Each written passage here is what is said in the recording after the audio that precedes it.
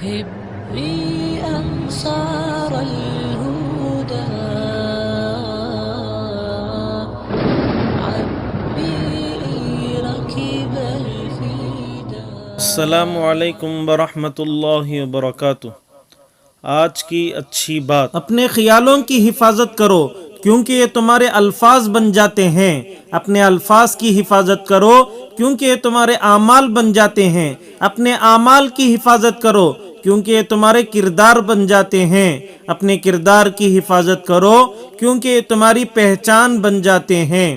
اخلاق انسان کی خوبصورتی ہے، صبر ایمان کی بنیاد ہے، سچائی قرآن کی زبان ہے، عاجزی کامیابی کی کنجی ہے، دعا مومن کا ہتھیار ہے۔ جب انسان بے حد تکلیف میں ہوتا ہے اور مسکرا کر یہ کہتا ہے کہ میں نے یہ معاملہ اللہ کے حوالے کر دیا، تو یقین مانو فرش سے لے کر عرش تک ہر چیز لرز جاتی ہے اور وہ آہ سیدھا 7ویں آسمان تک پہنچ جاتی ہے۔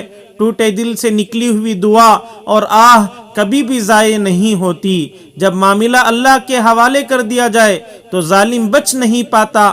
وہ رحمان اور رحیم تو ہے، مگر کیا تم نے نہیں سنا وہ ذوالجلال بھی ہے۔ خود آپ ہی سدھر جاؤ تو بہتر ہے، یہ نہ سوچو کہ دنیا سدھرنے والی ہے۔ فرصت کو غنیمت جانیے لمحہ بلمحہ کہ جدائی کی گھڑی سر پہ کھڑی ہے۔ عیش کر غافل نہ تو آرام کر، مال حاصل کر نہ پیدا نام کر۔ یاد حق دنیا میں صبح و شام کر، جس لیے آیا ہے تو وہ کام کر۔ ایک دن مرنا ہے آخر موت ہے، کر لے جو کرنا ہے آخر موت ہے۔ مجھے ہمیشہ یہ الفاظ بڑی ہمت دیتے ہیں، لا تحزن ان اللہ معنا، غم نہ کرو بے شک اللہ ہمارے ساتھ ہے۔